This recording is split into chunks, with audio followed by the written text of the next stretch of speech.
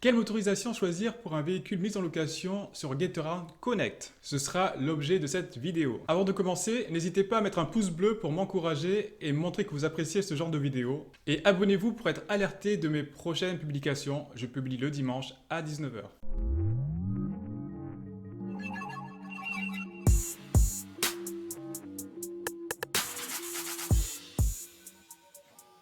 Alors, quel véhicule choisir quand on a le choix parmi le GPL, les hybrides, les électriques, les essences et les diesels? Commençons par les GPL. Les GPL, ça va aller vite, c'est pas possible.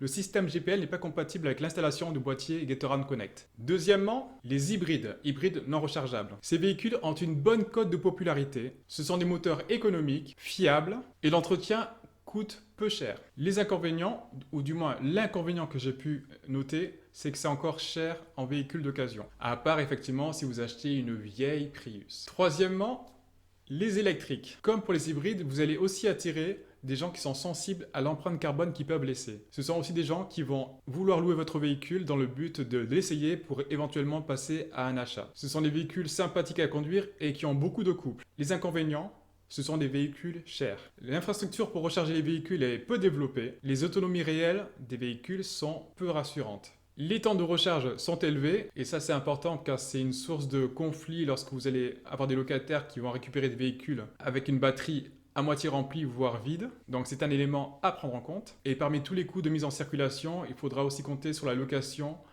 de la batterie. Les diesels. Les diesels présentent plusieurs atouts. Ils sont économiques en carburant, ils sont faciles à trouver sur le marché de l'occasion et ils seront recherchés par les clients qui veulent faire de la route. Les inconvénients, risque de panne lorsque c'est un usage urbain et pour des courts trajets. Ces moteurs plus complexes sont aussi plus chers en termes de réparation et d'entretien. Et à savoir que les diesels sont chassés des grandes agglomérations, donc il se peut que d'ici quelques mois, d'ici 2022, vous n'ayez même plus l'autorisation de circuler avec votre diesel. Donc ce serait dommage d'investir dans un véhicule, selon où vous êtes, si c'est un véhicule qui ne pourra pas rouler. Les essences, ce sont des moteurs agréables à conduire, idéal pour les citadines, idéal et suffisant pour les citadines. Dernier avantage que j'ai relevé, c'est que les moteurs étant plus simples, les réparations sont moins onéreuses. Après, il y a les inconvénients. Les inconvénients, c'est quoi? C'est que les consommations sont légèrement supérieures à un moteur diesel d'une puissance équivalente. Et dernier point, l'offre de véhicules essence sur le marché de l'occasion n'est pas pléthorique. Pour conclure, le choix n'incombe qu'à vous. En fonction de ces informations, vous ferez votre choix.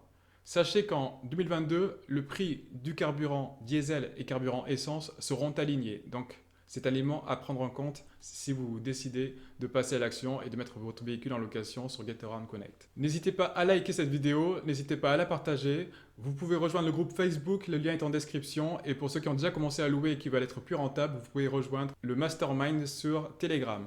Ciao!